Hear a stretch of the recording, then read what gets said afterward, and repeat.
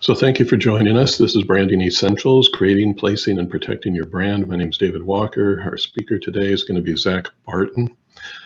And yeah, Zach, can you move the slide there? Yes. Okay, a little bit about us. We're the Shasta-Cascade Small Business Development Center. We're a nonprofit, kind of sort of government organization because we're funded mostly by the Small Business Administration in the state of California. We provide confidential, no-cost advisory and training services to small businesses in Shasta and Trinity counties, California. But there's an SBDC no matter where you are in the United States. There's just under 1,000 centers, I'm told, across the U.S. So no matter where you are, you're covered by an SBDC, and we're paid for by your taxes. So that's how we operate. You've already paid for it with your taxes, so go ahead and take advantage of us. Use us for whatever you need for your business. A little bit of a disclaimer. This is legal stuff that I'm told I have to tell you. The information provided in this webinar and any other materials are for education and doing two things at once, sorry. Education and informational purposes only, and it doesn't constitute professional, financial, or legal advice. So if you act on anything we do without obtaining proper financial, legal, or other professional advice, apparently that's not a smart thing to do. We and our host, the Humboldt State University Sponsored Programs Foundation, specifically disclaim any liability, loss, or risk, personal or otherwise, which is incurred as a consequence, directly or indirectly, of the use and application of any information presented in this webinar. So there. Okay. Zach, I'm going to give it to you. Here we go. Well, just a little bit more about me. My name is Zach Barton. I'm the director of Barton Interactive in downtown Reading. We've been around since 2014, and so I lead a full-service web design agency. We do things like manage email and social media marketing, web design, web development, branding, other projects, establishing businesses, presence mostly online, but also offline. I've had the privilege of serving clientele including Eddie Bauer, Wet Seal, Wells Fargo, Ely Tahari, Vitamin Shoppe, Skechers, and more. And so let's just dive into the objective. What the heck are we going to be talking about here today? We're going to be talking a lot about branding, okay? By the end of this presentation, you should have a basic understanding of branding, why it's important, how to get started with your branding, what to make of the whole decision behind logo and colors, and even your brand name itself, overall messaging and tone. And then, as mentioned, we'll have questions. We'll have time for questions at the end, so feel free to write them down. If it's a quick one, you can probably just drop it in the chat box. And as mentioned, David can very rudely interrupt, and we'll take it from there. Joking, of course, David's great. So let's start off with some definitions before we get really, really granular, okay? So what is branding? Maybe if we can pause here, and I love keeping, I like to have these more interactive and conversational, as I may have mentioned. Who here feels like they have a great understanding of branding? Who here doesn't? Can you guys maybe chime in? And David, I'd love to hear where people are at. They feel comfortable, they're brand new to it, that kind of thing. Does anybody want to chime in?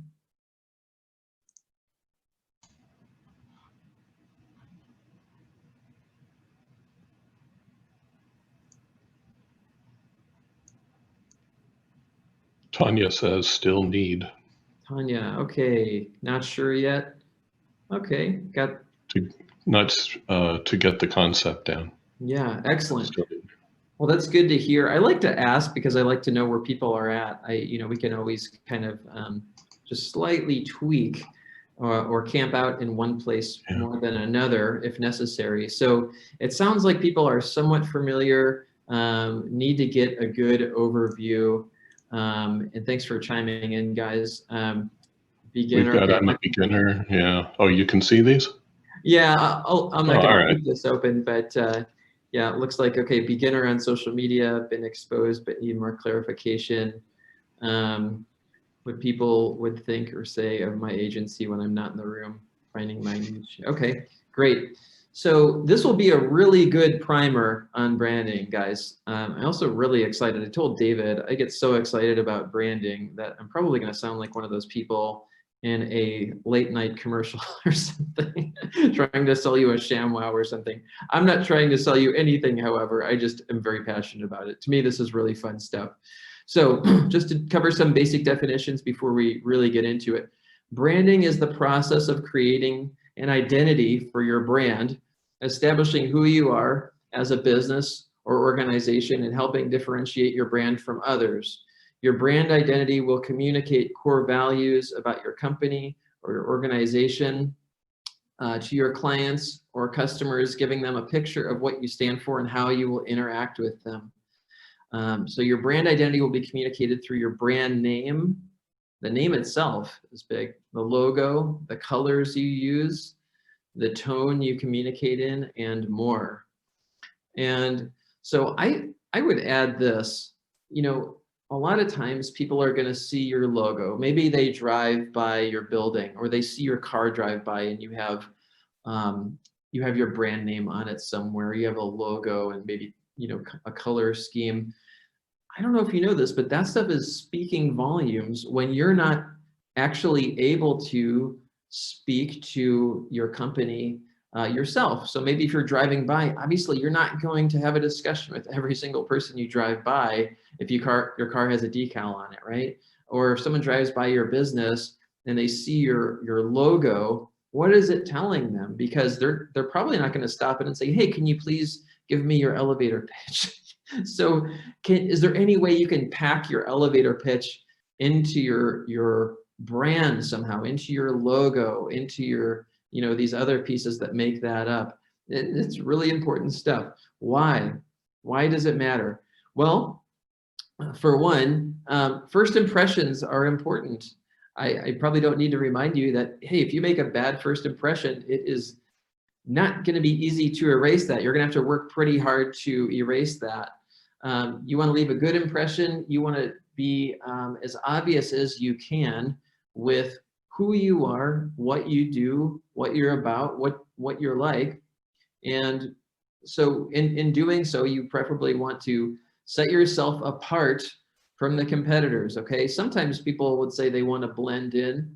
I think that's not as common as people saying they want their brand to stand out, okay?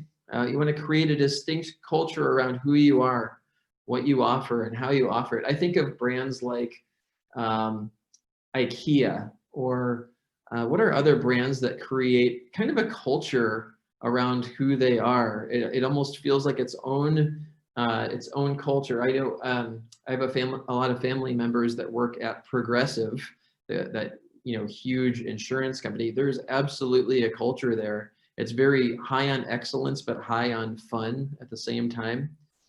So you want to create a lasting first impression. You want to make your brand easily identifiable. And we're going to dig into some more criteria as to what we would say makes a really good logo. But for one, make sure your brand is easily identifiable. And that's why people even use a logo versus just writing text on something, right?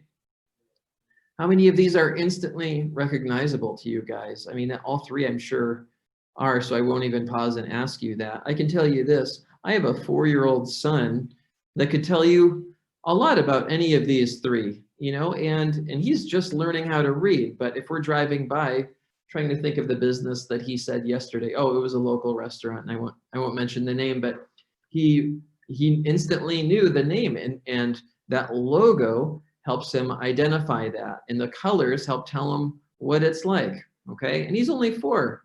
So if it's penetrating his little mind with a not fully developed brain, you know, it's working wonders on adults as well, people in your target audience. So in branding, you want to build reliability in the eyes of your following or your target audience by showing who you are, showing that you're well established, preferably. You want to attract new customers and clients in your target audience by becoming more memorable and differentiated from competitors. So if we look at these two pictures here, on the left we see a lemonade stand, and there's not really a logo there. It's meant to be just a cute little picture. Whereas on the right we see the Auntie Anne's logo. So Auntie Anne's, I'm sure most of you are familiar. That's a really, really tasty pretzel place you're going to find in most malls, probably in America. And as soon as I see the Auntie Anne's logo, I know that my mouth almost starts watering. I know that's going to be a delicious place for us to stop. I know I've had these guys before. They taste great. It might be a little bit expensive, but hey, it's worth it. It's fun. Let's stop there maybe. This lemonade stand, I'm not getting any of that. I mean, that's cute, but it looks like it's a one-off. There is no branding there. It's totally different, and you can quickly see the power of having a logo and having it consistent. Now, what if Auntie Anne's had someone who wrote it by hand? What if they had someone just use a plain font or a different font or an inconsistent logo or no logo? Would my mouth water? Probably not. Would I have questions about who these people are and why they're charging me $5 for a pretzel? Yes, absolutely. So you could just see some power in that right there. So you probably already know, and I'll stop trying to encourage you to do a good job with your branding, with your logo. So what steps can you take, practically speaking? Let's really get into the thick of it here. Okay, that was more of an intro and some descriptions, but what steps can you take when you really want to create a brand identity? Now, Zach, yes. before you get into that, interesting little question here. So can we say that branding is like my business DNA? Absolutely. Yeah. Yep. That's a good way to put it, because it's not just your logo. It goes beyond that. Absolutely. And we're going to dive into the different things that branding represents, that make up your branding. So it's different ways to interact with your brand. It's different way. How does your brand look? How does it smell? How does it taste? What does it sound like? These are things that we want to iron out before you put your brand in front of the whole world, right? And that's just really going to help you for a number of reasons, a couple of which I already mentioned. So a great way to kick that off is with some research. Unfortunately, a lot of people want to skip this step.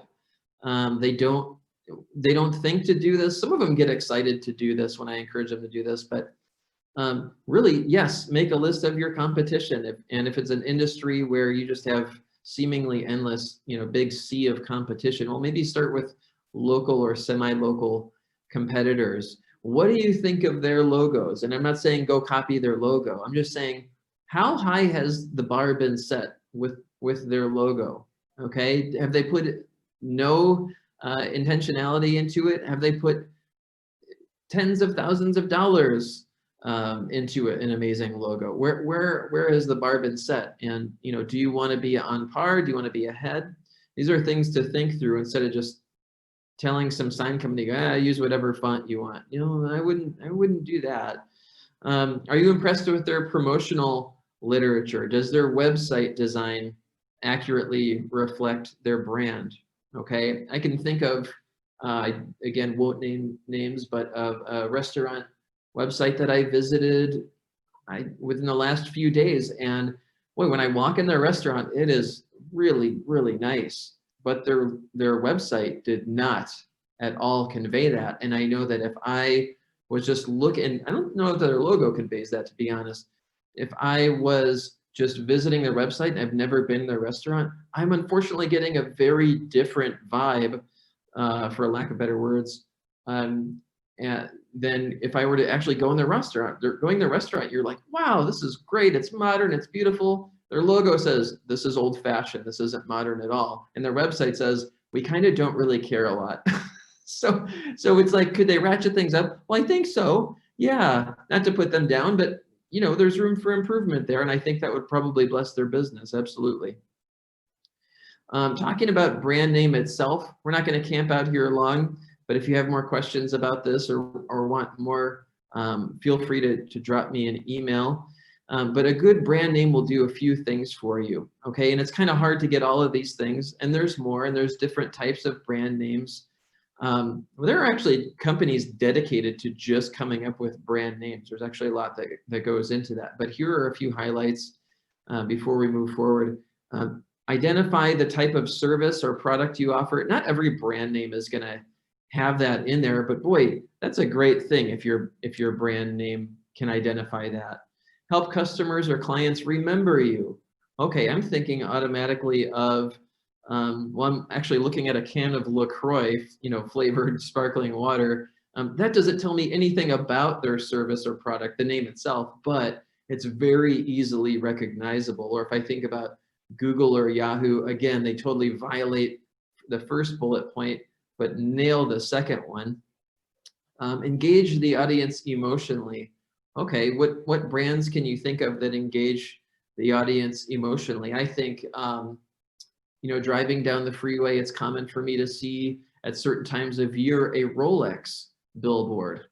And it's got this rich, dark green, beautiful jewelry, very elegant tone in the wording. It's got an elegant typeface chosen. Why? It's engaging me. It's sucking me into, oh boy, I better start thinking about Christmas shopping. What does my wife want? It pulls me right in. Another example would be we're driving down the street and my son sees a McDonald's. He just sees the golden arches.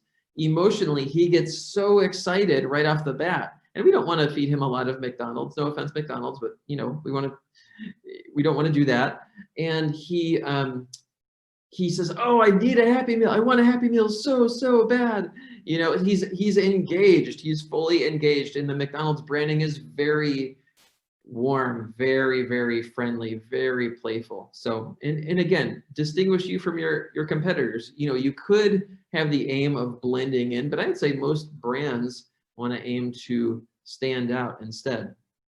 Now we're going to dig in a little bit. This is fun. Put on your seatbelt, guys, because I absolutely love this stuff. We're going to talk about brand colors for a little bit. Okay, we barely touched on brand names. And again, if you need pointers, I have a really, really great brand naming PDF. We didn't come up with it, but it's the best I've seen in my 16 years in the industry. And so if you want that, feel free to drop me an email. It's Zack, Z-A-C-K, @bartoninteractive.com, or you can, David might be able to enter that in the chat box, or if somebody wants to ask, you can ask that in the chat box. But without getting distracted, so let's focus on colors for a minute. What does your choice in colors communicate about who you are as a company? Okay, do you just pick your favorite colors and say, well, that's it? Or do you just kind of leave it up to a designer or worse, a junior designer to pick the colors that should represent your company? I don't know. I don't think that would be the best. I don't think that would be using wisdom. There's wisdom that can be obtained here, not just in the slideshow, but in reading and in, articles and books. Let's focus in on this, okay? So by choosing colors that align with your core message of your brand, who you are, your DNA, someone said, your logo and your material will really evoke certain feelings. I almost want to underline that. I'm going to say it again. Your logo and your material will evoke certain feelings from your audience and therefore strengthen or weaken your brand identity. Okay, that's why it's so important. That's part of the reason why it's so important. So you absolutely want to find colors that match with what you want to communicate about your brand. I've heard horror stories about the way colors are picked for logos. And fortunately, that's probably not the norm, at least with successful brands. But you don't want to be one of those, okay? So we're going to walk through examples of what I would call brand color psychology, okay? When you see the color bright red, what emotions are evoked by that? Would any of you have guessed this? It's if you were to use bright red, I'm saying that it could absolutely fit well to a brand who wants to convey some of these emotions, maybe one, maybe several of them. Exciting, energizing, sexy, hot, dynamic, stimulating, provocative, dramatic, aggressive, powerful. Okay, here's an example of that, and I would say of that, it's probably exciting, dynamic, stimulating. I'm not sure about the other ones, but I could easily think of the Marvel logo is red, or I almost think of a Corvette or a Ferrari. I know those are just colors of cars, but boy, they absolutely fit right in with that, right, guys? Okay, let's talk about this second example, bright pink. And I'm just going to take you through a bunch of colors in hopes that some of you are going to, hopefully you're all tracking with me, and hopefully you're thinking, oh my gosh, yes, well, we really want to convey this emotion and that emotion. So these are, you can jot down certain color ideas, okay, or verify that your current logo is doing its job, okay? Your logo and your, I would say your brand's color scheme, but bright pink often conveys exciting, happy, hot, attention-getting, energetic, youthful, spirited, fun, trendy, wild. Okay, that is not going to work for a lot of businesses, but bright pink, you can throw that into certain types of businesses and it'll absolutely work. Along those lines, light pink feels very different though. You look at light pink, I'm thinking like lipstick or makeup kind of stuff, romantic, soft, sweet, tender, cute. Some babies, absolutely delicate. That's what you see light pink used all the time with baby stuff or romantic stuff, or I don't know why feminine isn't in there. I apologize. So, here's some product. That's a good example of that. Dusty pink, soft, cozy, subtle, dusky. So here's a quick example of that. It looks so much softer than the other ones that surround it. Is funny. Mauve. That's a color name that I'd say half of you probably are like, I don't even know what mauve looks like. That's okay.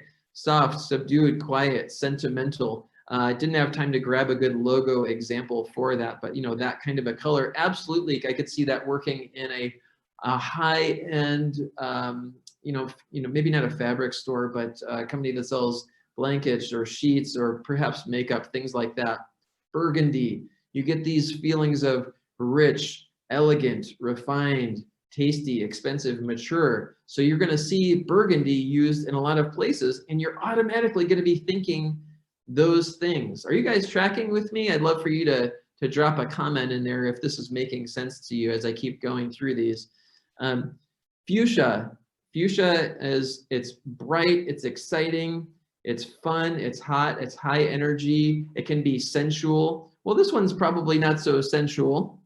This one's kind of got a little bit of an attitude to it, but it's definitely bright, it's definitely exciting, it's fun, it's high energy. So man, it nails 3 of those things, but it absolutely could be used for those other things. Okay, great. Looks like people are tracking. Thanks for chiming in on the comments, and hopefully you'll say, oh my gosh, that could totally work for our project that we're working on. Brick red, earthy, strong, warm, country. Well, I can see that working in these truck commercials, absolutely. Just a brick red, just strong, country, a truck rolling through the desert that's got this color to it, or an old house in maybe an Amish area or something like that. Absolutely. Terracotta evokes feelings that are earthy, warm, wholesome, maybe country, welcoming. I don't know if you know this, but terracotta is a great color when you're trying to make people feel warm and welcome. Again, I didn't have time to grab a great logo example in there. If you can think of a good terracotta one, feel free to drop it in the chat box. That'd be probably pretty tricky off the top of your head though. Orange is a very fun color. It's fun, it's whimsical, childlike, happy, glowing, vital. And then some of these words are going to sound weird. How do you evoke sunset? Well, okay, so maybe that's not a good, we would say that's an emotion, not at all, but more of maybe a feeling, or just reminds you of a sunset, or could be used on a product where you want to show that. Same with harvest. It can also be, and there's a lot of descriptors here for orange: hot, juicy, tangy, energizing, gregarious, friendly, hot, luminous, energy. So here's just one example. I feel like I could show one for each of these if we really had time to do a 10-hour presentation on this, but just to try to skim the surface here to show you how well this works, you know. And then did someone is saying in the chat box, I'm trying to be aware of my color and my accessory designs for clothing. Excellent. I'm hoping that this will be helpful to you.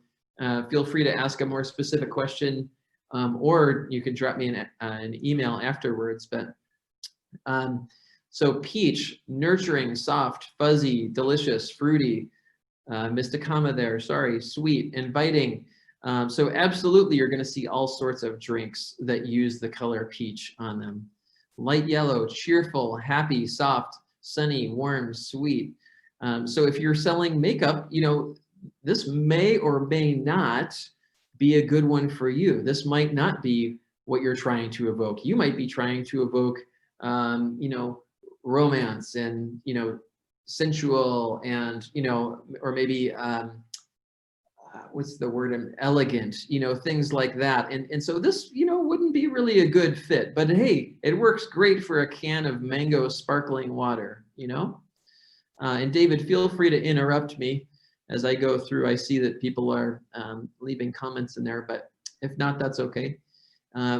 Bright yellow can evoke these feelings. Enlightening. Now, sunshine, again, isn't a feeling, but cheerful, friendly, hot, luminous, energy. Okay, there we go. You got one of the most famous logos on the planet, be the McDonald's Golden Arches. To me, this is an M. I know that they also meant it to be French fries, okay? To me, this almost looks like it could be part of a cartoon face, like almost like a smile. Those curves are so friendly. Imagine if it was just sharp zigzag lines. Boy, that wouldn't feel so friendly or approachable, would it? No, this is a very warm, friendly curves. David, it sounds like you got something. Well, along those lines, we have a question from Mariana. Should products and packaging also match my company colors? I do not want to limit myself. Yeah, absolutely. Hopefully your colors, you know, aren't exactly limited to this. So here's a great example and very good question. So here we're looking at the Golden Arches. Is McDonald's only color yellow? No, we know that they also use red, they use white.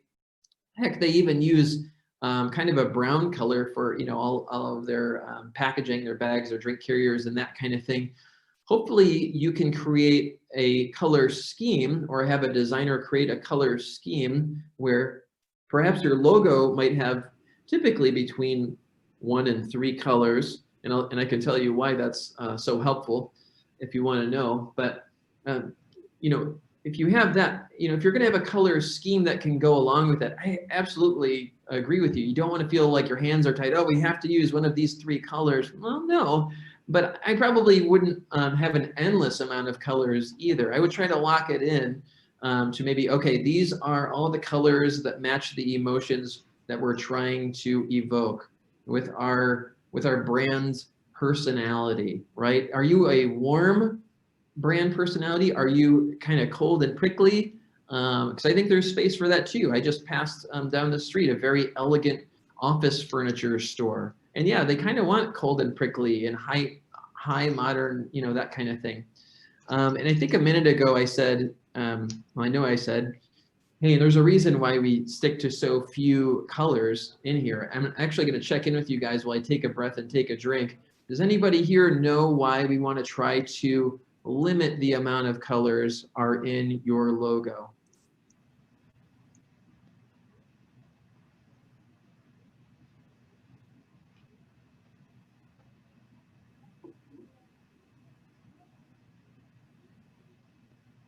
And then JH has a great comment. What about using multiple colors? Google's known for 5 colors.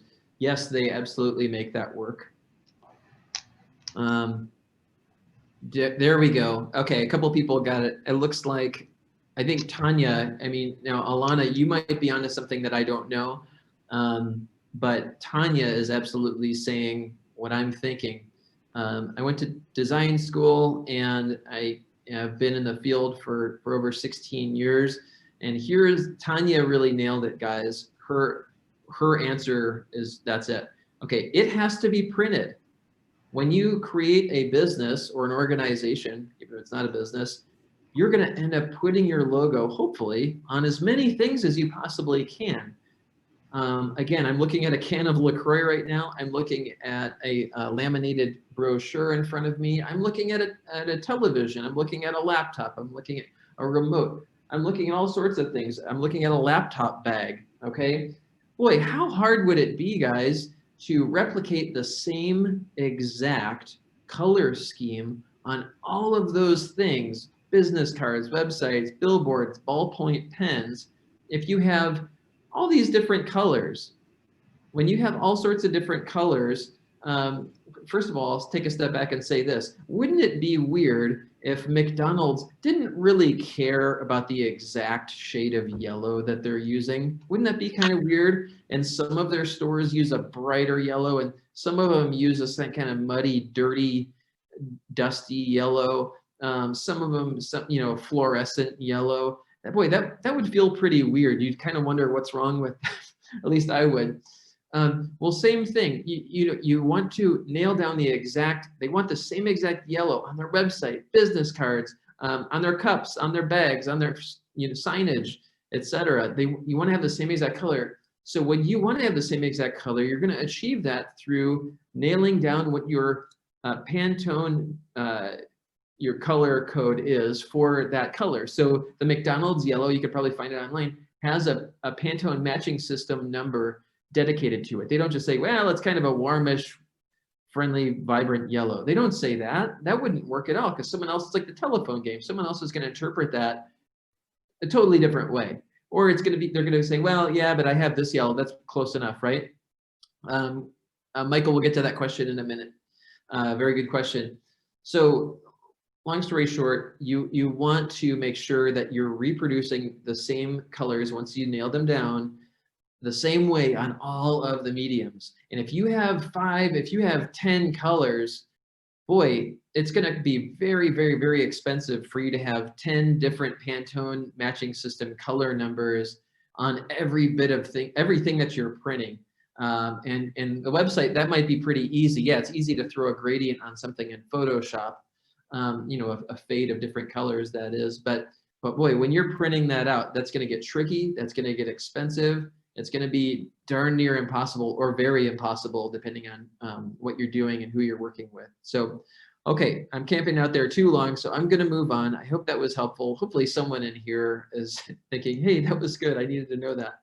So, and Tanya, apologies, because you already knew that. So we're going to fly through the rest of these colors. I hope you guys are having as much fun as I am with these. Greenish yellow, lemony, tart, fruity, acidic. Again, more drinks with that would be very, very appropriate. Golden yellow.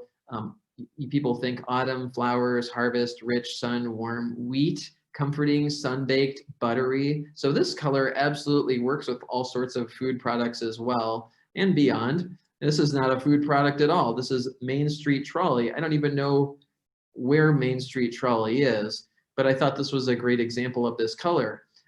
It's absolutely warm. It's absolutely comforting, and maybe not these other ones, but hey, warm and comforting absolutely checks that box for me. This could be the most brutally violent, scary, bad neighborhood trolley ever. But hey, I wouldn't know that looking at this logo. I don't know if you would, but to me, I'm thinking, oh yeah, it's a very friendly, welcoming, peaceful trolley. Absolutely. So, all right. Cream colored as, kind of an off-white. You could think smooth, rich, warm, neutral, soft, warm again, yikes, bland. Well, this wouldn't be bland. I think this would fit, and this was kind of a harder one to find a good example of, but I almost think classic cars. I think, sometimes makeup or things like that have that cream color absolutely works for things like that. We're talking about makeup. That's a good color for you. Black and white says high end. It says powerful. The tough thing, guys, is we don't have time to get into all the color combinations, which I could hear some of you saying, oh, brother, those can evoke different emotions as well, like black and white. That evokes a different emotion, or black and red, or black and yellow. You think bees, my son just got stung by a bee, or I think Pittsburgh Steelers or something like that. Earth brown, rooted, wholesome, sheltering, masculine, woodsy, warm, durable, secure, rustic. Earth, dirt. I think of like a rich wood. I think beer. I think manly products would do well with earth brown. No problem at all. Coffee or chocolate, kind of similar. Rich, delicious. I'm sure you could picture lots of products that have that. Kind of a red purple. Some of these are kind of funkier colors, but exciting, sensual, flamboyant, creative, unique. So that works with drinks like that. That might be a repeat, hopefully not, but a deep plum, expensive, regal, classic, powerful, elegant. Thinking this guy's coat, brands that could use that. Luxury, high end. If that makeup brand is, really, really high end, yeah, it could work with that. If this is a high end jeweler, that could work with that as well, or a fashion company, absolutely. I'm pretty sure there's a fashion company or two that use that kind of a color. Blue, purple, you're gonna see this in a lot of churches. So we have an example of that here. Mystical, spiritual, futuristic, fantasy, meditative. I mean, you also see it in things like sci-fi, fantasy, meditative things. My wife used to have kind of a meditation app that helped her go to sleep. That I think had similar colors as well. Lavender, nostalgic, delicate, sweet, sweet scented, floral, sweet in taste. So I think of things like the Cadbury eggs, which are amazing. Grape, sophisticated, sweet taste, subtle. And here's where I did have that duplicate. Sorry, guys. But yeah, this is grape. You're going to see on all sorts of food or beverage products that want to, have this going. But it could also make you feel sophisticated, or there could be something subtle there. Orchid, exotic, colors, fragrant, tropical. This was a harder one to find a good logo of. But I just thought of, someone in this setting could absolutely use an orchid colored logo. That makes total sense.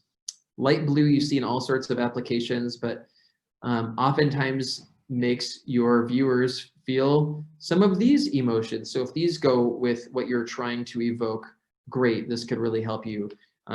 Calm, peaceful, quiet, sweet, cool, clean. I think I said sweet, sorry. But yeah, this absolutely makes me think of, just a very relaxing, we used to live in Southern California, just a really relaxing, almost tropical, peaceful kind of a feeling. Just nails it. Sky blue, calming, cool, heavenly, constant, faithful, true, dependable, happy, restful, and tranquil. So I thought, oh man, the Amazon Prime logo, they use that light blue everywhere. Why do you think they use that? Well, I think that they are absolutely telling people we're dependable. Even if they're not totally dependable, that logo is reinforcing that. That's a good thing. Faithful, true. They also want to have the happy thing going, that this is the big smile that they're known for, that also points from A to Z, which is a bit of an aha moment with their logo. But and some of these other ones don't really shine through with this logo, but some of these absolutely do. I'm gonna check in with you guys. You guys still tracking? Are you guys still awake? What do we got going on in the chat box? Thank you for including Orchid. Absolutely. And then Michael, I haven't forgotten about you. We just haven't gotten to gray, black, or white yet. Teal blue, pleasing, rich, classy, expensive, unique. And so very similar to aqua, but a little bit different. Okay. Bright blue, we got electric, energetic, vibrant. So these are all blues, but they're totally different from one another, right? So you can't just say, well, I like blue, let's pick a blue logo. Well, I mean, you can do whatever you want, but is it conveying the emotion that you really want to convey? Electric, energetic, vibrant. Flags is kind of a funny one to insert in here, but we'll leave it in. Stirring, happy, dramatic. I think things like this, okay, is just high energy. It's not high energy bad. It's just high energy. It's kind of fun. It's intense. you know. Navy. Navy is used, I feel like I've seen more navy than almost any other color. And I'll take a breath there. It sounds like you guys are mostly tracking, so that's great. You're still awake. Navy, this has, I believe, the most emotions are evoked with this color, which is probably why it's such a versatile color, and that's why it's used in so many logos. If you think about it, you're going to see, or if you keep your eye out, you're going to see navy logos all over the place. It could make you feel, or make the brand feel credible, authoritative, basic. That could be good, that could be not good. Classic, conservative, strong, dependable, traditional, uniforms, service, nautical. Hey, if you have a boat company, Navy is going to work great for you. Confident, professional, and I think this is part of a big reason too why so many brands use Navy. It makes you look professional and credible and authoritative. And then serene and quiet could also be emotions that come there. I absolutely think of uniforms. There's just so many navy blue logos. It's not even funny. It's almost too much, but it still works. It's just a little bit basic, you know. It's funny that word's in there, but it does feel a little bit basic. But hey, that could be a good thing. Turquoise. You know, you think ocean, you think tropical, you think jewelry. I think, you know, with jewelry, I think Tiffany's, you know, and this is from Tiffany's right here. But yeah, absolutely, ocean or things that are tropical. So, you know, again, you have a boat company, depending on where you're at. If you're in Michigan, you know, these might not make as much sense. If you're on the Gulf Coast of Florida, these could make total sense, right? Aqua, and we're going to start winding down in the colors pretty soon here, but can feel cool, fresh, liquidy, you know, ocean, refreshing, healing. Absolutely, these kind of products come to mind. You probably have some in your shower that are these colors. Light green, calm, quiet, soothing, neutral. And I think we may have used this photo in another one, but yeah, absolutely works there. Dark green, totally different. Can you guys think about how different light green and dark green make you feel? Is this making sense to you guys? Sure. So dark green, yes, thanks for chiming in, can make you think of nature. It can make you feel, your brand feel trustworthy, refreshing, cool, restful, stately, can have, you know, feelings of a forest, quiet, woodsy, traditional, money. Absolutely works for brands. I'm thinking of, you know, LL Bean and, you know, those kind of companies that want to evoke that. And then someone had a really good question. A slide said that this is webinar 1 of 2. When is the second session? So JH, they ended up being combined. So sorry for the confusion, but this really is both of them. So you don't need to worry about hopping out or coming back at a certain time, okay? Yep, no problem. All right, but yeah, also think of Starbucks. So why would they use that dark green? Again, it makes you feel trustworthy. I think money, I think high end, you know, I think of Rolex, you know, would use a dark green. It's absolutely one of those elegant kind of colors. Olive green, a little bit different, military, camouflage, safari, classic, drab. This is a company called Portland. As you can see the shape of Oregon inside the P, which is, I was just talking to a client about this the other day. Bright green feels fresh. It reminds you of grass, possibly Irish, okay? What's that soap company? Is it Irish Spring? Lively, spring, foliage, outdoorsy. So yes, you know, that's, I know this is some of these are from another country, but it was a free stock photo. So, hey, but yeah, absolutely. These are conveying that. Bright yellow green. This one's a really hard one to find an example of because not many people, chartreuse would be another word for that. Not a lot of people will use that in their logo. It's such a strong color. And a lot of times these are the emotions that are associated with it. And so, hey, this one's good. These first few are good. I would say the rest of these not so good. So if you have, you know, some kind of art gallery, yeah, you know, if you're trying to look really artsy, sharp, and bold, hey, this could be a great color for you. But a lot of people think of, you know, gaudy, trendy, tacky, slimy, sickening. I'll often see like recycling bins and things like that in that color. Lime, tart, acidic, refreshing, fruity, lively. We've already kind of hit on that. Pure white, I believe it was Michael that Marina Olive Oil, thanks for contributing. I think it was Michael that asked about white. Absolutely, white carries emotions depending on how it's used, okay? Standalone, white will oftentimes evoke some or all of these emotions, if you're still there, Michael. So pure, clean, sterile, innocent, silent, lightweight, airy, bright, glistening. So I think soap, I think all sorts of, you know, cleaning products, or it could just be something like this that's not at all a cleaning product, but this absolutely works with some of those emotions that I just rattled off. Black, okay, now this is an intense color here, guys. This is used in all sorts of logos as well, of course, and oftentimes represents some of these emotions. Powerful, elegant, mysterious, heavy, could be basic, bold, classic, strong, expensive, magical, could just be a nighttime kind of a thing, invulnerable or impenetrable, prestigious, sober, okay? And I think of logos like this where they are absolutely wanting to convey some of those things, and it works. This is already speaking to me. I've never been here. I've never even heard of it before. I've only seen this logo in this photo, and I'm already getting all these ideas of what this place is like, right? Pretty cool. Charcoal gray, and we're almost done with the colors. Professional, classic, expensive, sophisticated, solid, enduring, mature. Okay, here's some examples of charcoal gray. I actually am on this exact laptop right now. It's a great laptop. Neutral gray, classic, cool, sober, corporate. You know, some people really don't like these grays because they feel they're too corporate, they're too lifeless.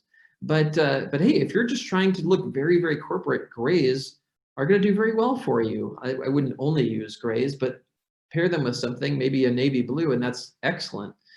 Practical, timeless, quality, quiet, ghostly. You know, just a quick example of a gray image there, gray imagery.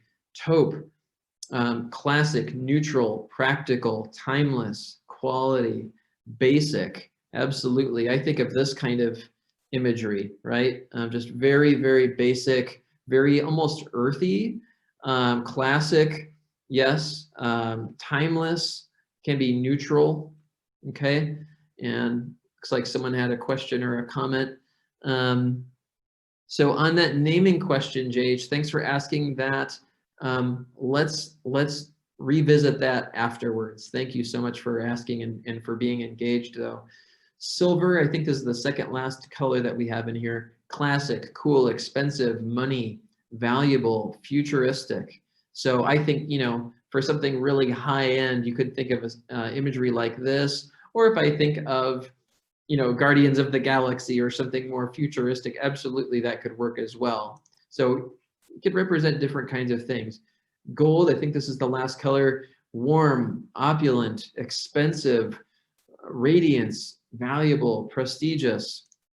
So I think of logos like this, where, hey, if you want to look like you are the best of the best, you know, gold and black, you know, that could work for you. Obviously, if you're selling diapers, that would not work very well for you. So really, please use discretion because these colors evoke so many different kinds of emotions. They convey different tone, and that wraps up the colors, so we'll transition. But they convey so much different kinds of tone. And when I say tone, what kind of tone am I using right now? I'm probably a little bit energetic. Hopefully I sound fairly professional and together.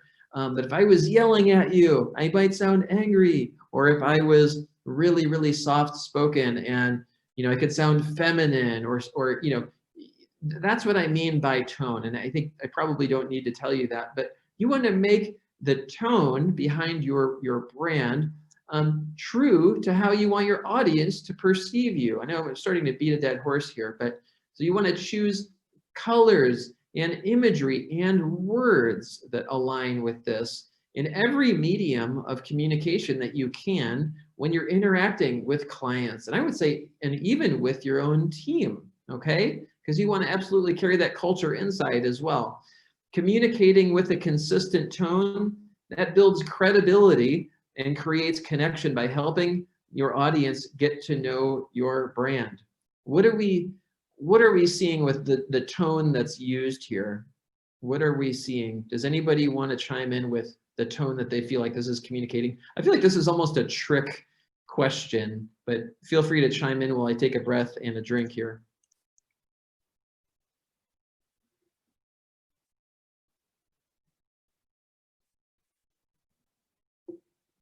Okay, cool, fresh. Christina, thanks for the question. Let's put that one towards in the questions time that we have designated. Refreshing, great. Okay, I also think sweet. I think loud. Are you guys also getting that? Because when I look at this font, this is bold and caps. Now, what if you're talking to somebody in bold and caps? It almost sounds like you're yelling, doesn't it? That's how I feel. I think a lot of people would feel that way. And so to me, this is very loud, but very fun and tasty at the same time. Sugary with candy, absolutely, very sugary. I know I wouldn't want to drink this. I try not to drink sugary products, but if I did, boy, I would absolutely try this. It looks very fun to me. Now let's talk about logo, okay? And this is fun. If you guys liked what we just did with colors, we're going to talk about specifically logos now. So beyond colors, just logos in general, because you're going to hopefully use those colors in your logo. And like I just talked about for a second there with the typography, hopefully you're going to use discretion there. You can see how Amazon, they used all lowercase. Why? Why would they use all lowercase? Does anybody know? And just to keep this going, because we don't have infinite time, Amazon, they're using all lowercase. That's very, very fun. That's very, very approachable, right? So your logo, I think I may have already said something similar to this, but it's a silent ambassador of your brand. What does that mean? It's speaking for you when you're not there to speak for your brand yourself. This is already telling me things right here. And I'm just looking at a photo, right? So what is it saying to you? What is your brand? What is your brand saying to your audience? So I've rounded up what I believe to be 15 things, and we're going to go through them here, that I think make a great logo. So we already camped out on colors, and this is the second thing that we're really going to camp out on, okay? So again, buckle up. We're going to hammer through 15 things, and each one's going to have a photo accompanying it so you can get a good picture of what I'm talking about here. 15 things that I think make a great logo, okay? So is your logo aesthetically pleasing? This is hard to quantify. Yes, because some people are going to say, well, this looks great, and the other people are going to say that looks great. Well, you might need to take a survey. You might need to ask more than one person, and that's what I mean by this. But it's easy to gauge with a survey. If you ask friends, you ask coworkers, do you like looking at your logo? Do you hate looking at your logo? If so, boy, I wonder if other people are feeling the same way. How does it make you feel? Do your peers like it? Is it as good or better than your competition? Okay. We all know this logo right here. I think of, can anybody name the tire company? Now here's the thing. We have 15 things that I think make a great logo. It is probably impossible to nail all 15.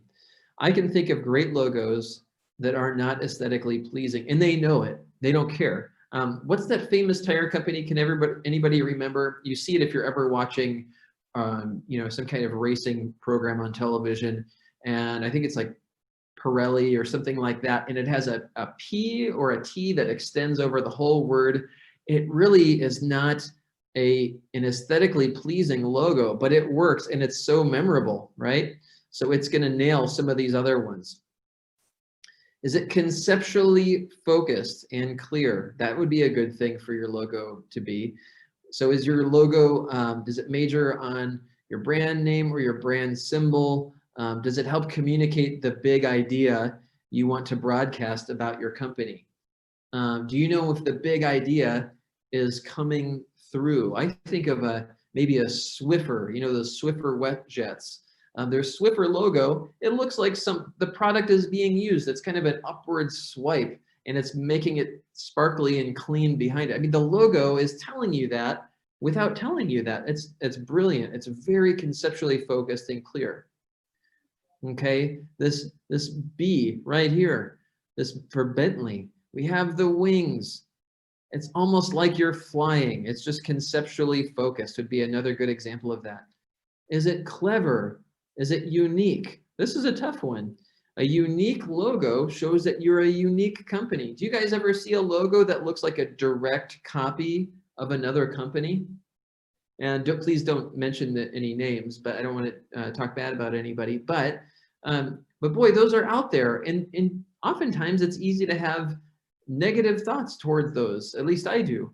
I don't know about you, but so you may be one of 100 bakeries selling cakes in your city, but nobody makes or sells cakes quite like you. How does your logo reflect that? How does it make you stand out from your competitors? Okay. And so here, boy, this Bitcoin, this is unforgettable. You see this once. I don't even know that aesthetically I think this is attractive, but boy, is it unique. No other logos look like this. So it's instantly recognizable. They absolutely nail that. Number 4, does it have an aha moment? I can almost hear you saying, well, what does that mean? So an aha moment would be that, and this is a real tricky one, and I wouldn't put it in number 4 in terms of how important this is, but boy, it's great if you could pull this off. I'll just read it. Logos with surprise imagery or hidden meanings are more memorable. For example, FedEx has a hidden arrow in the X. Did you know that? I don't know if we have a picture. Did you know that there's an arrow hidden here? I want you to raise your hand and chime in if you knew that. A+. That is the king of aha moments, in my opinion. JH already knew that. Great, thanks for chiming in, JH. Anybody else? Richard already knew that. Great, okay. Another one would be the Amazon A to Z that I mentioned. You know, boy, if you have an aha moment, can you forget that? You can't forget that. You can't unlearn that. So that's just, it's so strong. Graphic designers around the world drool over this hidden picture right here. Okay, number 5, scales in size well. Why does that matter? Anybody want to chime in on that one?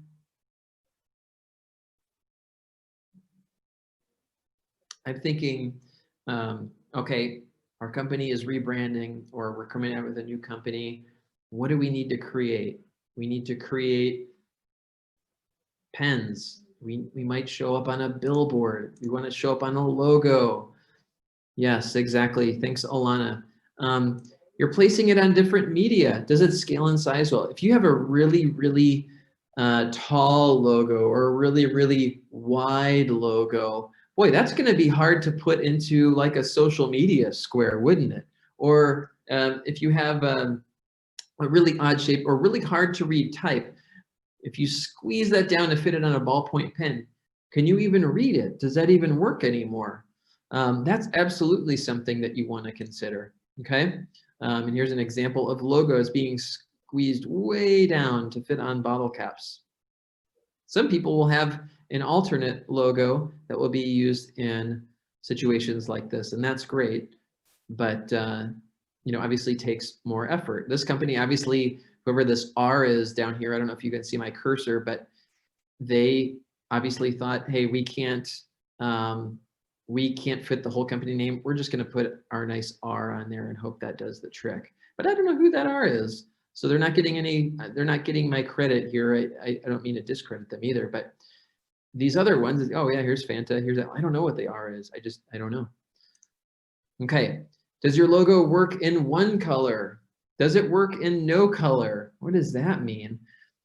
By that I mean, if you are gonna get your logo in a newspaper, let's say the Yellow Pages, a lot of times, and I know that's becoming a thing of the past, but bear with me, there are certain situations where you could only have one color. A lot of times it's gonna be black, okay?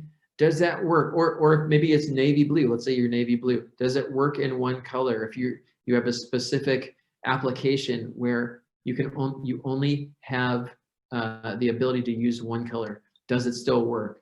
Because if you're, here's a good example of that. Instagram, okay? A lot of graphic designers kind of cringed when they switched their logo over. Whether you love it or not, I'm not saying whether I like it or not. It doesn't matter. Does that logo work in only one color? Right now on the web, sure, when you're showing it on a screen, you have a bunch of different colors in there. Looks fine. But if you were to print that thing out, we all know that if it was someone printed it out on their black and white printer at home, boy, does it still, can you still tell that it's that company's logo? And then I already kind of mentioned no color at all, just completely desaturated black or grayscale. In a newspaper or Yellow Pages, does it work? Or on a ballpoint pen, you're working with a company and say, sorry, your logo is going to come in white and it's going to be on a black pen. It's like, well, you have no say in it. Hopefully your logo is still recognizable and legible. So full color printing isn't always available. Is your logo recognizable in black and white? For example, newspaper, ad, return shipping label, or even a clothing label. Working with a company right now on getting really spiffy clothing labels, but yes, they have to do one color. Why? Because every color they add beyond that on every shirt that they're printing jacks the price up big time, and it's eating into their profit margin. So they need to go one color. There's a real world example for you. And this is a different kind of clothing label. Some are printed directly on the garment. And JH, good question, but let's put that one in park and come back to that at the end. Does your logo stand the test of time? This is such a good one, guys. So if your logo is brand new, we encourage you to live with it for a month or two. Why? To make sure that it doesn't start to feel boring or weak. Do you know if it's going to look good and work well in a month or so from now on? What about 6 months? I know for me, I'm not sure if any of you feel this way, but if I see something, especially if I create something, and I don't look at it and I look at it a month later, I feel totally different about it. It's almost like it's being presented to me and I am now in editor mode or critique mode. And I can see it almost from the customer standpoint. So that's what we're saying here. Does it stand the test of time? Does it still look good later on? Preferably don't go changing your logo all the time. Coca-Cola is a great example of this. Pepsi keeps, I don't want to say it like that. Pepsi's changed their logo a few times in the last decade or two. And to me, it almost kind of weakens their brand, whereas Coca-Cola, without even saying it, keeps using the same logo that to me almost says, this is so good, we don't ever have to change it. And it adds so much strength. And I don't even drink this product, but I have so much respect for this brand and for this logo. Number 8, can it easily fit into a circle or square for web use? Well, you know, if I was doing this presentation 10 years ago, this probably wouldn't even be in this slideshow, but this is very important to almost any business or organization that I've ever worked with. They need their logo to look good in a circle or a square. So I'm thinking on Facebook or Instagram or Pinterest or Twitter, not to mention the little fav icon, that little tiny icon in the corner of your browser. Will your logo somehow look good in all those? Is that something that you thought through? Okay. I told you it's really hard. Here's an example of the F. It's really hard to nail all these, but the more you can check off, I think the stronger your logo is probably going to be, okay? Number 9, this is kind of almost getting into extra credit with this one, but maybe not. You know, we're in 2020 here. People are glued to their phones, their televisions, their computers, right? Can your logo be animated? So motion graphics are a strong bonus if you have that available, okay? And yes, that's going to add cost, it's going to add time. Neither of those are fun things. But if you're thinking of being on YouTube, or if you're thinking about you know, being maybe having a television commercial, having your logo animated adds so much to it. And can you do that in a non-generic way? I've seen logos animated where it's just a logo and then it shows an explosion. That doesn't really tell me anything. Hey, maybe that works for like if it was a teenager's YouTube show or something like that, but probably not if it is a a fine art museum or store or something, gallery, something along those lines. Yeah, that wouldn't really make sense, would it? This just wouldn't work. So can you use it to tell your story?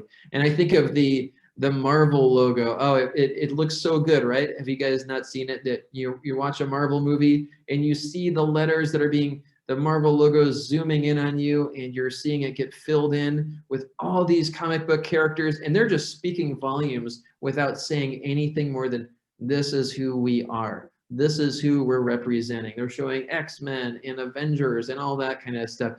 And it's just speaking volumes, even though there's no one there to give you this elevator pitch, right? Pretty powerful stuff. People kind of get excited when they see it even. That's awesome. Does your logo, this is a big one. I really, really want to encourage you to use some discretion here. Does your logo avoid design trends?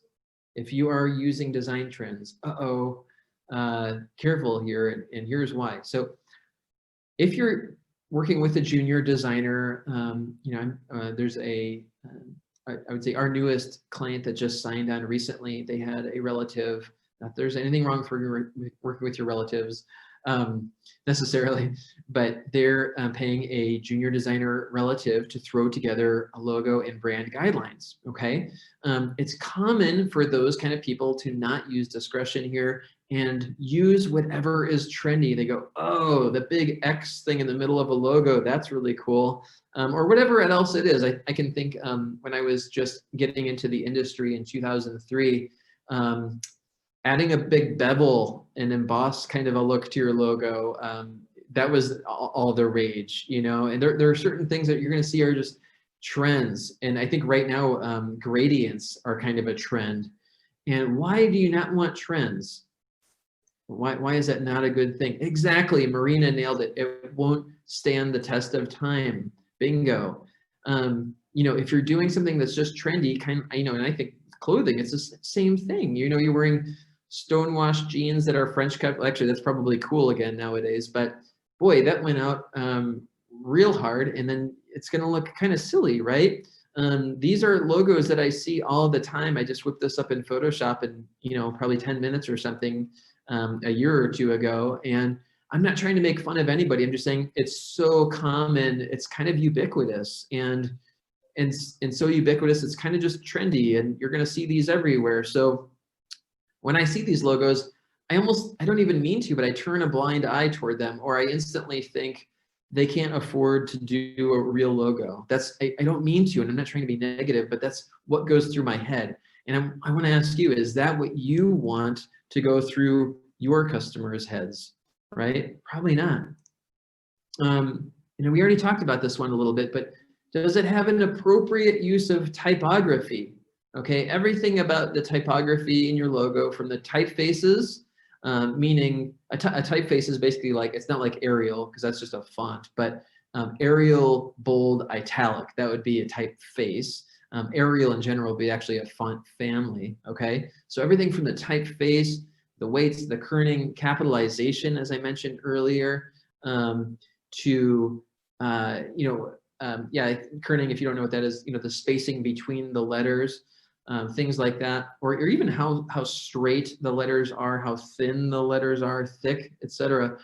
They're really going to be telegraphing things, whether you mean to or not, okay? They're going to be communicating things in style and in message. An edgier brand could have weathered text in an old English font. You know, that to me, that screams, that says volumes already. And okay, that sounds urban, that sounds tough, and kind of cool to a certain crowd anyway.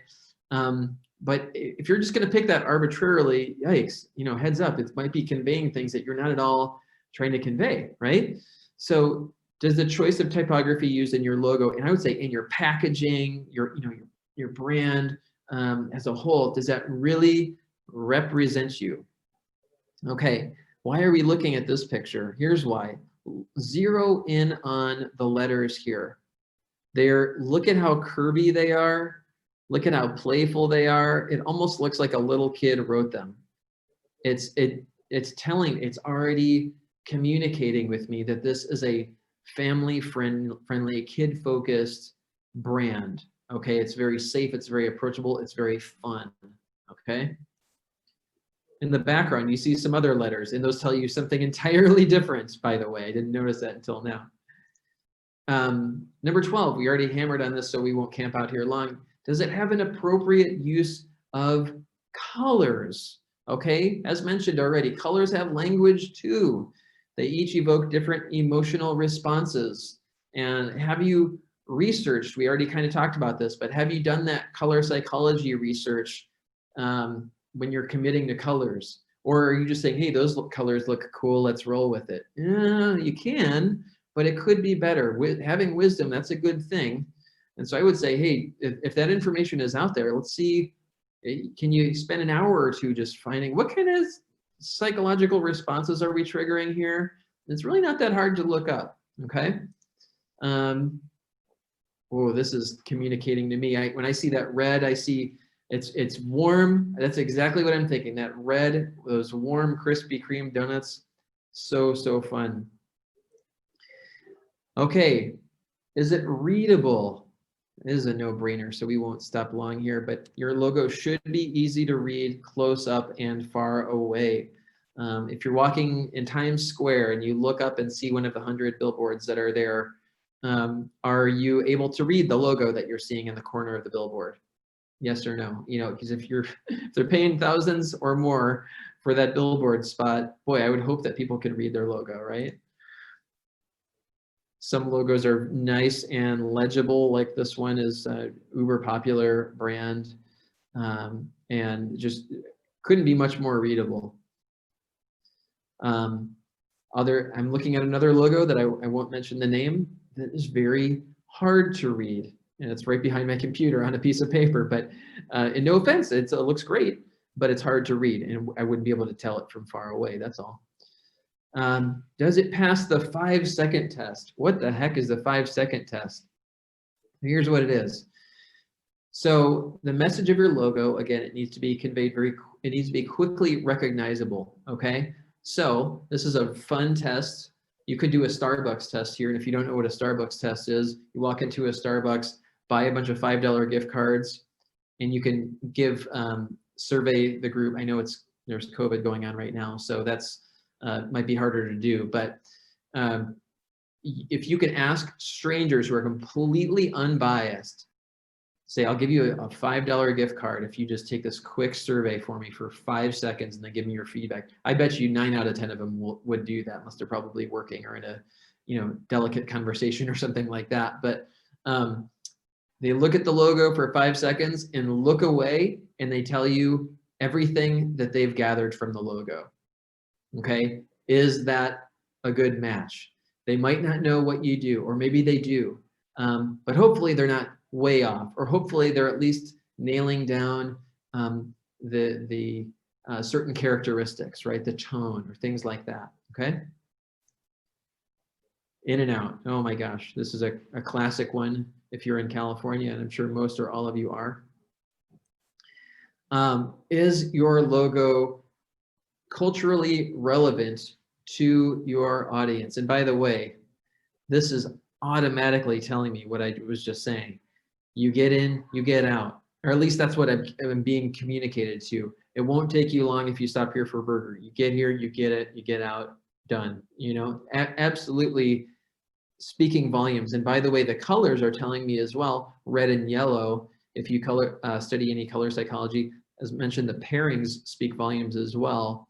Well, the red and the yellow together often will represent food. Those are the condiment colors. So most fast food places that you're going to come across are going to be using those kind of colors.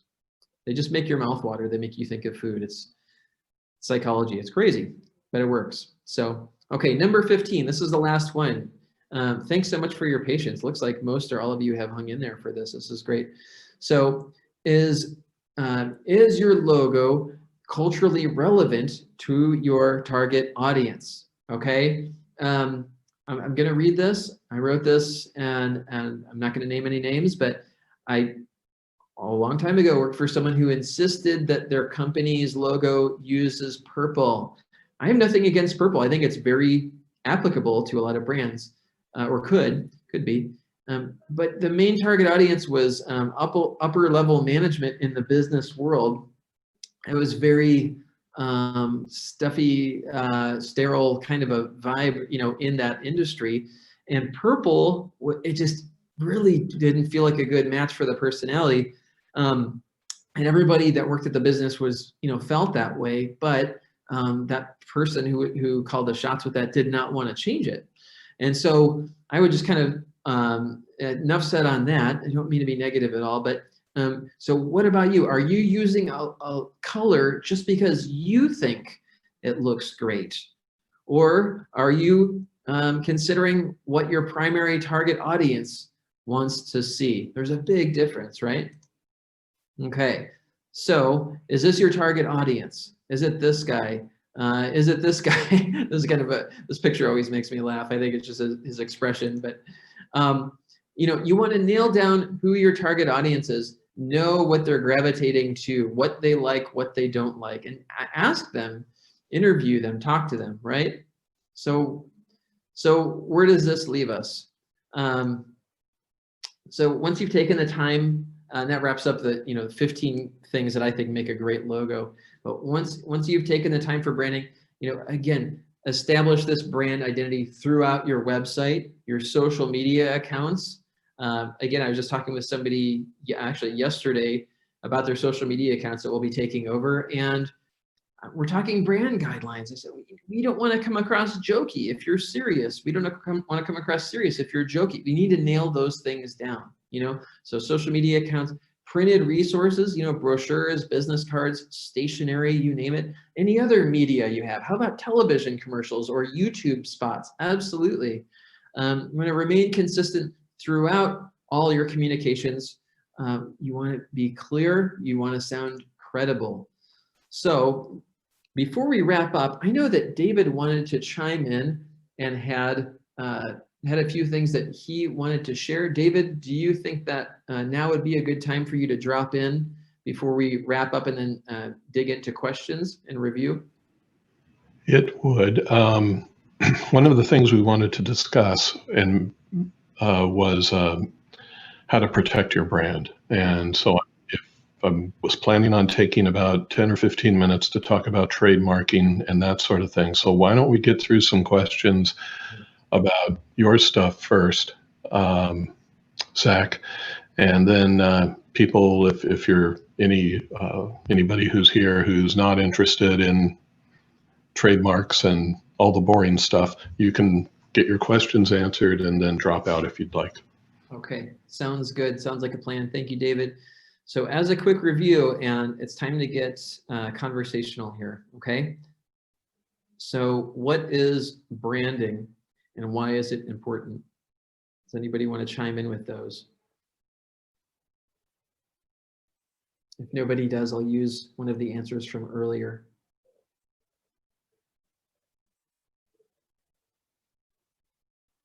Then we'll ask this one as well. Feel free to chime in. What steps can you take to create a brand identity? And these are some of the key things that we focused on there. Okay, I love the definition that someone used earlier, and it was that your brand's DNA. It's your brand's, it's your organization's personality, if you will. If McDonald's was a person, what would that person sound like? What would they look like? Okay, what does McDonald's, what does the atmosphere sound like? What does their food taste like? You know, and getting a personality and nailing those pieces down is really the focal point here. Okay, now I know that we had some questions that we put on the back burner. I hope that that was okay. Maybe we can touch on those. If you had questions, let's bring those back up. And if we didn't get to them yet, or if you have additional questions, now would be good to do those. David, do you want to maybe help man the chat on that part? JH had a question. You kind of touched on it a little bit, but maybe, elaborate perhaps. I know companies change logo designs occasionally. As a starting company, how awful is it to change design logos if you find you don't like the first logo? Yeah, I wouldn't blame you at all. And, best case scenario, okay, I'm going to take a step back before I say that. There's something that people would call brand equity, okay? If your company has little to no brand equity, meaning people aren't that familiar with your logo yet anyway, I think use discretion. If you're going to get a professionally designed logo that is just way, way, way nicer and everybody knows it than what you started off with, I think that's kind of par for the course. What I was going to say a second ago, though, is, best case scenario, though, especially if you have a lot of brand equity, would be change it as little as you can. I mean, if you have as much brand equity as Coca-Cola, that's a household name, you don't want to touch it. You can see what it looks like to see Google or Pepsi changing their logos. I don't know about you, but to me, it feels a little jarring, and it makes me wonder, is everything okay? I don't know why, but that's what it makes me feel like. But so if you're just starting off, I think it's probably going to be okay. I would make sure, though, that the one that you're changing to is an absolute winner, and that it crushes it, and then preferably you're not going to change it. Maybe tweak it a little bit down the road, but I work with logo designers and companies that are, some of them are small, some are medium, some of them are huge. And the ones that are huge, it's not uncommon for those companies to get their logo just slightly tweaked here and there, just to kind of almost like you're getting your tires balanced, just slightly tweak it to make sure they're staying on target with what they're wanting to communicate. And they're aiming to do it in a way that so nobody knows that, or at least so it doesn't feel super duper jarring. I hope that makes sense. I hope that was helpful to you. Okay, what do we got, David? What would be next?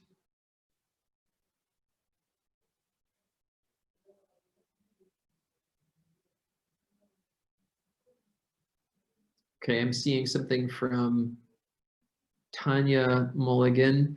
My target market are millennials, and I want to get this market's feedback in logos and my product, etc. What's the easiest way to get a survey done online so I can get feedback? Well, that's very kind of Marina to offer her opinion. There is a website that we have used, and I'm going to have to look it up, but it's, oh, nope, I'm not going to. I was going to say, drop me an email and I'll send it to you, but it's called Usability Hub. Is that it? I think it's called Usability Hub. If that's not it, shoot me an email, okay, Tanya? But you can go and you define your target audience, and we use this here and there, and you can survey your target audience online. There you go. Thanks, David. And unfortunately, it is $1 per opinion, okay? But hey, if you can sample 100 or 500 opinions that are dead on in your exact target audience, and you can define all sorts of things, that will really help you know, okay, boy, this is really well received, or, ooh, yikes, we did not see that. A lot of people are saying this. That's a great way to get feedback. That's what I would do. That is what I do. So, Okay, you're very welcome, Tanya. What other questions did we have that we needed to circle back to? Or if you didn't ask it already and want to drop it in, that's fine too, before we transition over to David. Not sure if we got to this one. Christina had asked, what would be the first color you think of when you think of a well-designed, sustainable fashion? I went with a peach pink, but now I wonder if I should have picked dark green or blue. Well, if it's sustainable, my mind, you know, and test this out. Don't take it like it's, you know, and I'll be all iron-fisted. You have to do this, but one man's opinion would be this. I would think that something that is uses very skillfully earth tones that also could be tones that remind or work well with the colors of the product itself would probably be really good. What I wouldn't use if it's sustainable would be colors that feel very sterile or corporate. So I would probably not use the black and white combo. I probably wouldn't use grays. And I probably wouldn't use elegant colors, you know, like the dark green and the plum. And but boy, if you can use, you know, earthy but nice and blends with your product, I mean, that off the top of my head, that's immediately where what I'm thinking. So what you're saying might work, or might just need a slight tweak. Hope that's helpful to you. If not, or if I didn't answer that right, just let me know. What else do we have here? Unless I'm missing something, I don't see anything else. Okay, great. All right, last call for any other questions, and maybe just give it another couple of seconds here. If you have something, drop it in. I think we probably got to them all though. So, oh, here we go. And then David, did you have a response to JH in regards to using the in the name? I know of nothing, and have to preface this by saying I'm not an attorney, and therefore, if you construe this as legal advice, that's not a smart thing to do. But as far as I'm aware, there is nothing that prevents you from using the in the name. And there are some that will say that by using the name or the term the, you're differentiating yourself by having the powerful thing. You are the whatever. And I think I used in the chat, I think I said the Cheesecake Factory. You're, you are the one there in the industry. The downside of using the in the name comes with things like, or one of the downsides is when you're going into business lists and things like that, you'll typically be lost among the plethora of other thes that might be in there as well. And there are some other issues with that as well. But those are the things that come to mind when it comes to using the term the. It's, could be good, could be bad. It pretty much depends on your situation. Yeah, that's a great thought, David. The only thing I would at all add to that wouldn't necessarily be in regards to legality, but more in regards to availability. You might have a situation where the and no the is available to you. But one of the biggest things when naming a new business or organization is not only making sure it ticks those boxes that we mentioned earlier, but also, man, is it available for copyright or trademark? Is the website domain available? That's one of the biggest things that, people have to dig through is, maybe it is available, but, or it isn't, but the one with the is available, or, maybe they're both available, but one is being sold for $100, one's being sold for $3,000. I guess it depends on, what you're going for there and what's available, but hopefully that helps. If not, JH, let us know. And then Alana, good question. My mind immediately goes to aqua, but and I've been to the Caribbean, so I think aqua, I think sand, I think the palm trees. I might think brown instead of black for a dark color. Of course, black, you might probably want to use that for text and things, but could use brown for a lot of dark colors instead of black. And what are the emotions that you're really trying to convey there? Because there are different things in the Caribbean. You might be trying to sell cruises, and if that's the case, you might want to use colors that are communicating that you are going to give them the best service, that you're very trustworthy, and that it's going to be very relaxing to them. So I automatically think, okay, Caribbean products. So I think the colors that I mentioned could work really well there. Definitely aqua, possibly like palm trees, kind of greens and browns, sand colors. Those immediately come to mind. And someone seeing that combination of colors is very quickly and easily going to be able to get that messaging across, even if you're not there, Alana, to say like, oh yes, these are actually Caribbean products. They might think tropical, they might not know Caribbean in particular. I suppose you could try to find, this would be challenging though. I was going to say flag colors from the Caribbean, but the Caribbean is honestly made up of different countries, different on the different islands, as you know, and so unless you're going to focus in on one particular island, okay, St. Martin's, we're going to go with French colors or whatever. But that would be, I think if I saw, French colors on something, I would think France or America, because red, white, and blue, but I probably wouldn't think the Caribbean. So I think probably the first color scheme. Hope that is helpful to you. Okay, I think that is probably the last question, but if you guys have any other questions, for me, please feel free to drop me an email. I think David put my email in the chat. It's zach@bartoninteractive.com. JH, you can shoot that question to me if you want. I can throw you some ideas. And then I'm going to pass the talking stick to David to make sure that he has enough time to go through the information that he's prepared. So, David? And it looks like David is taking over and sharing his screen. Everybody needs to see what you look like there, Zach. Hello. Just a second here. There we go. Can you see trademarks? Yes. Okay, then we're partway there. When we're protecting our logo, when we're protecting our brand, we're doing that through the use of trademarks. Trademark is meant to do that, to protect your name, your logo, your slogan.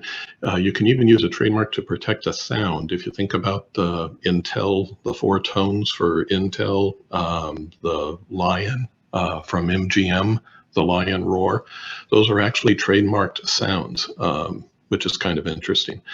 And if you use your logo, your slogan, your product name, when you use it in commerce, you have automatic protection.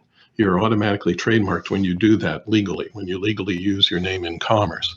And you can begin immediately using that TM designation to tell the world that you're using this. This is your name, this is your company name, this is your company logo, this is your company slogan, whatever it is, and you're laying claim to it by using, and you're telling the world that by using that TM designation. So by law, the protection's automatic. And you don't have to register the mark anywhere. However, if you want to, you can register the mark at the U.S. Patent and Trademark Office. And if they approve the registration, you can begin using the R with the circle around it. And that tells the world that not only is this your trademark, but that it's registered with the U.S. government. Potentially, a trademark can last forever. It lasts as long as you're using it in commerce. And if it's registered, the registration lasts as long as you keep paying the fees. And the fees are every 5 years, or the 5th year, the 10th year-ish, around that. And then after that, every 10 years, you pay a fee for it. And it's relatively inexpensive to get a registered trademark from the U.S. Patent and Trademark Office. Last time I looked, which was about a year ago, quite frankly, I think it was around $275, and you can fill out the application yourself. It's not that difficult. But when we think about trademarks, we need to think about the kind of, there are some trademarks that are much easier to get and some that you simply cannot get.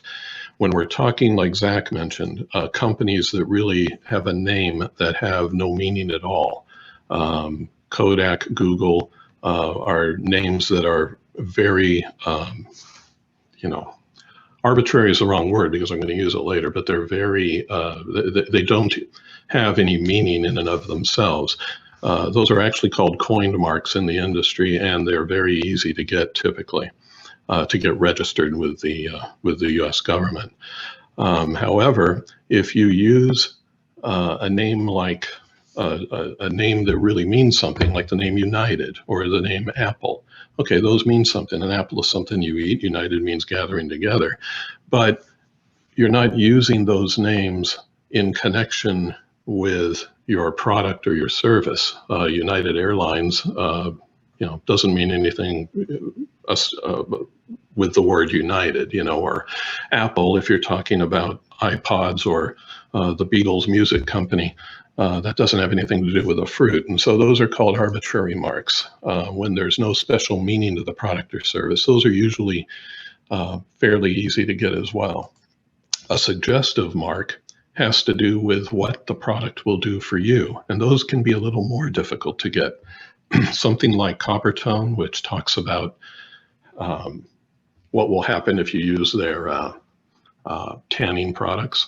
And Caress, which is bathroom tissue, and we won't talk about that because that's just a little disgusting, but those are called suggestive marks. Those are suggestive of what that product can do for you, and those can be a little more difficult to get.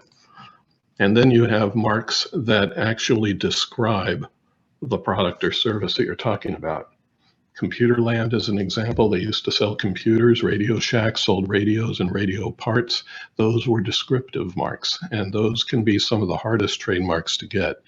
And then there are other kinds of trademarks that you simply will not get. If you have a hardware store and you want to name it hardware store, if you have an RV park, you want to call it RV park, those are called generic, and you won't get those because those are used in everyday language. So let's look at a couple examples of trademarks that were denied. One is the smiley face from Walmart. You remember that? It had the smiley face that went around the Walmart store. Walmart tried to trademark that. They tried to get a registered trademark for that smiley face, and they were denied. Subway tried to use the term footlong. They tried to get that trademarked just for them. Unfortunately, it had been in use for 40 years prior to Subway coming along. People were selling footlong sandwiches, and that was denied. I had an interesting situation one time, and I tried to put in an example without revealing the name of the company I was working with. But I had an interesting situation one time where we had an SBDC client who had a name of their store that they wanted to get a trademark for. And they didn't see any issue with it. They did a search. They didn't see anybody else that had that trademark, but they ended up being denied because someone else did have that name trademarked, but in Mandarin. It was actually in Mandarin Chinese. And because there's a large Mandarin speaking population in the United States, the Patent and Trademark Office felt that there could be confusion in the marketplace among that population. And so they denied the registration.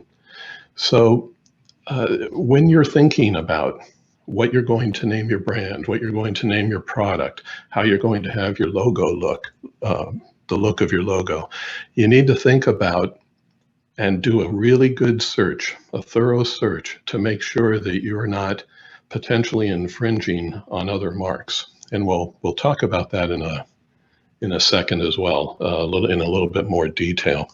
I put this in here just to, for more of a entertainment purpose more than anything else. There are some trademarks out there that are victims of genericide.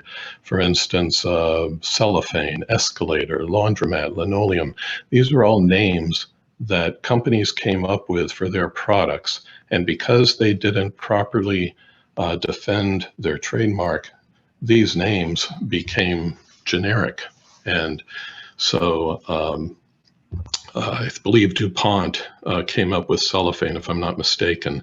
Well, they no longer own the name cellophane. They lost it. It became a generic name because it was used so much.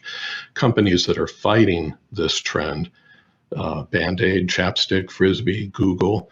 Google hates it when people say, I'm going to Google that. They because that's really turning their name into a verb, if I remember my English tenses correctly. Popsicle, Taser, Xerox, these are all companies that are fighting genericide.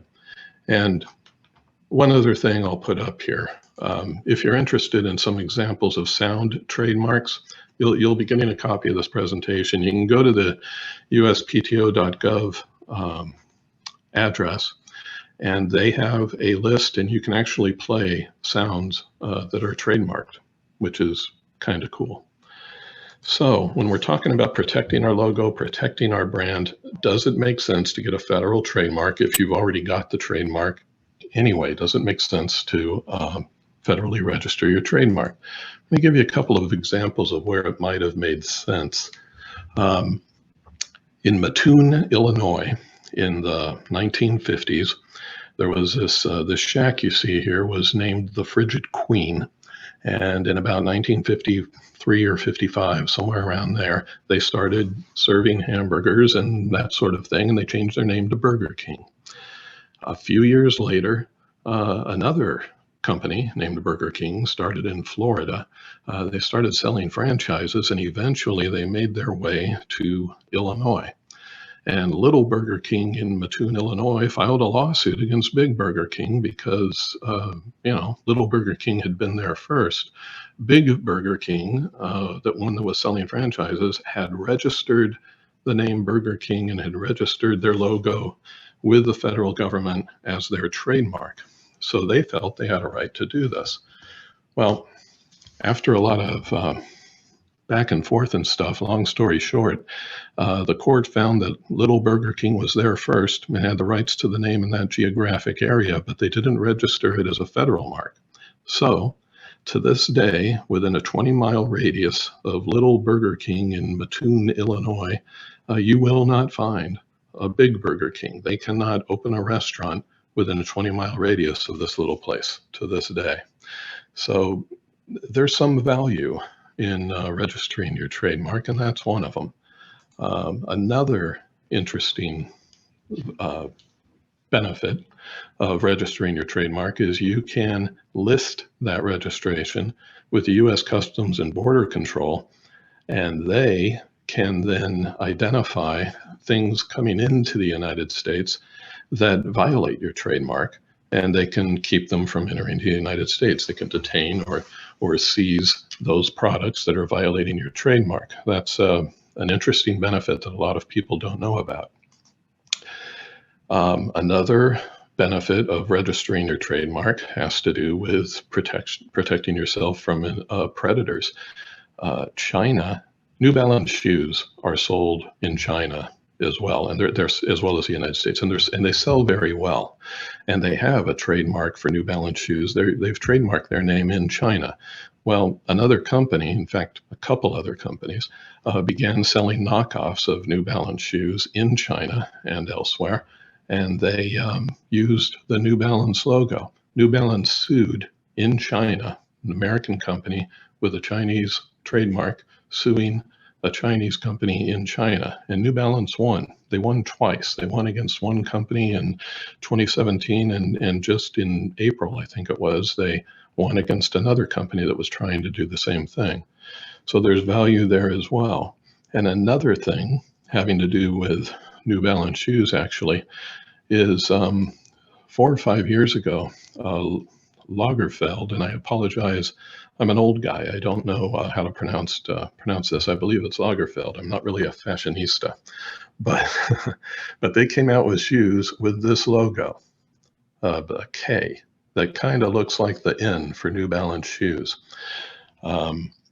New Balance sued Lagerfeld for trademark infringement, citing the magic words confusion in the marketplace. The whole idea of the trademark law is to prevent confusion in the marketplace.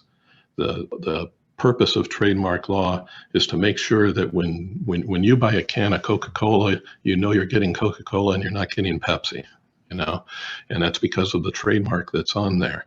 And so the key words are confusion in the marketplace. Eventually, this case was settled out of court, and Lagerfeld pulled these shoes from the market. So sounds like New Balance won. And there's another example. Trademarks can protect you from abuse. Several years ago, 2013, Ben & Jerry's sued a film company in, I think it's in California, that was making a series of pornographic films, and they used a very similar logo to Ben & Jerry's logo, and they called it Ben & Cherries, and they were a series of pornographic videos. Ben & Jerry's didn't appreciate the potential for confusion, and they wanted to save their reputation as well. And so they filed a lawsuit against the film company, and the film company agreed to stop producing those, and they pulled all the films off of out of the market. So there is some value in getting trademark registration, and it doesn't cost that much. And so let's talk a little bit about what you should probably do when you're going to go pursue a trademark. First of all, do a thorough search. Look on Google, look on uspto.gov. You can search trademarks on uspto.gov. That's the Patent and Trademark Office website. You can search for domain names, but be careful what you spend if you're going to spend any money to do this, because an online trademark application is $275 per class. So if you're going to get a trademark in one classification of products, say food or textiles or whatever, if you're going to get a trademark application within that class, it's $275.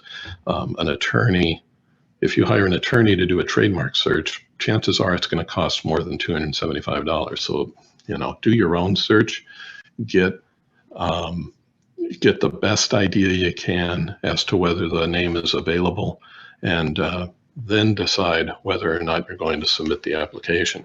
And if it's not available, come up with a different mark, or talk to the person that owns the mark and see if you can make a deal with them. A lot of times they may own the mark, they may not be using it, and they may be happy to allow you to use it for a fee or something. The other strategy I would suggest is to use the term TM now. Do it now. If you're selling things, if you've got your logo ready, put that TM on there. If you've registered your trademark, use the R with the circle around it, and do it now. This will let people know that you're serious about protecting your brand and about protecting your logo, your slogan, and claim it now whether you're using it in commerce or not.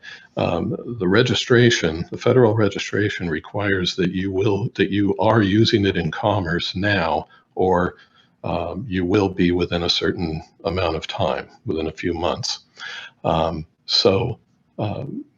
If you are using it in commerce, or if you've already established it, use the TM. Use the TM, and then when you get the registration, you can use the R with a circle around it. And if you're going to sell overseas especially, consider international registration. Registering your mark in whatever countries you may be selling into as well. Keep in mind that there are a lot of scams out there, a lot of people that will, for a fee, register your mark for you in different countries. Be careful. There's a lot of scams, a lot of people that are just out there to get your money, unfortunately. And there are places where you can go to check out these entities and give you an idea of what to watch for. These links, and again, you'll be getting these slides. These links talk about the different kinds of scams that are out there. One is the US Patent and Trademark Office. The second one, the EU IPO, that's the European version, and WIPO is the World Intellectual Property Organization. They also can help you with that. So that's what I have about trademarks. If you have any questions at all, I'm going to give you several resources here. This is my email address, david@norcalsbdc.org. If you want to contact me, drop me an email anytime. That's absolutely fine.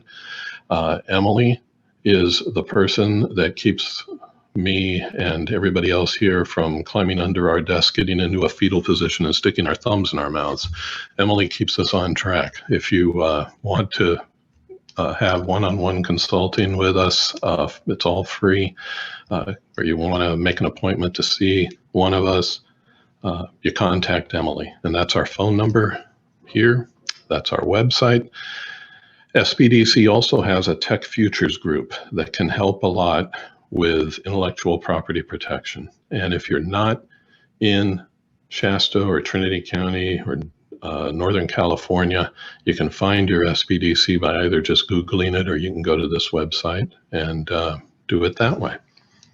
And so that's pretty much what I have. David, it looks like a couple of quick questions came up if you have time for those. Sure. Yeah. Okay. And the first one would be from JH. If JH, yes, he's still there. If you bought a domain name but haven't started the business yet, is it considered yours, or do you have to actually use it as a business name first? You can, you can claim it now, and you can put your TM on it wherever it is you use it, in your brochures or whatever. The domain name doesn't give you any legal protection, as far as I'm aware, beyond just the use of the domain. You've established the domain name and you can put a website there. But if you can, when you put the name on a brochure or when you put it on your website, put the TM on there and let them know that it's a trademark. You can't register it with the federal government until you're using the name in commerce, until you've actually sold something, or you're offering something for sale, or your service, if you've used the service, something like that. Excellent. Looks like that answered his question. And then one other one did come in, but if anybody else has any other questions, now is a great time before we wrap up, because we're almost out of time. The other question was from Richard Morrison. Hello, Richard. He is asking, what if your firm's name is contained in your domain name, which is live on the web for a few years? Can someone steal it, steal the name by registering it? Did you already answer that? Kind of, sort of, but let me get into a little bit here. It's an interesting question, and it's an interesting situation, because trademarks are done by classification. What is it you're actually selling? You have a domain name that you could be selling pens and pencils, or you could be selling furniture or glue or computers, or you could be selling whatever. You could be in a different industry. And your trademark is going to be registered with the federal government by industry, and your trademark protection is by industry. Remember, the idea is confusion in the marketplace. Perfect example is one we talked about. There's Apple. Okay, when you talk about Apple, are you thinking about the Apple core that the Beatles started in the late 60s and started selling their music on Apple? Or are you talking about Apple computers, iPods, iMacs, things like that? They're both trademarks, but they're trademarks for very different industries. So you have a domain name, that's not really an industry. That's not really segregating yourself in an industry, and that's why it's separate from trademark law. So yeah, stealing the name, well, that depends on what industry. If you're in the same industry, then yeah, there's something there. Excellent. Thank you, David. Richard, hopefully that helped. And it doesn't look like any other questions are, oh, I take that back. One last question came in if we have time for it, David. I think beyond that, we might need to switch to emailing your questions. And oh, you're very welcome, Richard. But JH did have one other question. How broad are the industry classifications? For example, retail versus apparel. Any idea on that, David? There's about 40 some odd classifications. Let's see. Hang on a second. I think I can put up a list real quick. Give you an idea. There we go. I think. Let's see.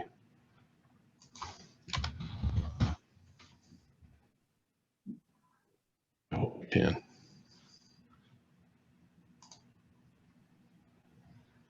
Oh dear. Okay, I'm not as good as I thought I was.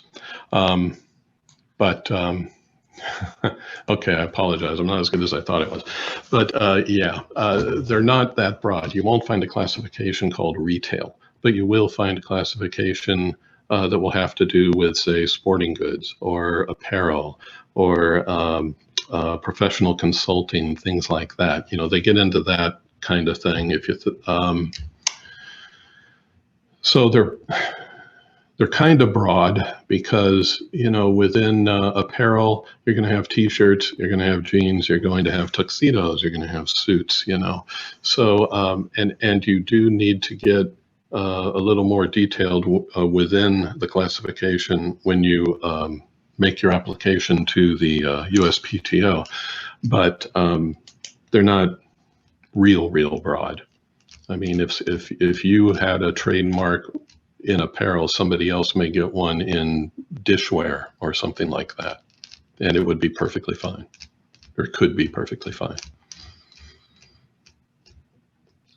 Excellent. Okay, well, it looks like in the chat box that probably wraps it up. Richard and JH seem satisfied with those answers. Thanks, David. And well, thank you guys. Nope. Hopefully that was this was helpful to you. Nobody go away yet. I did a bad thing.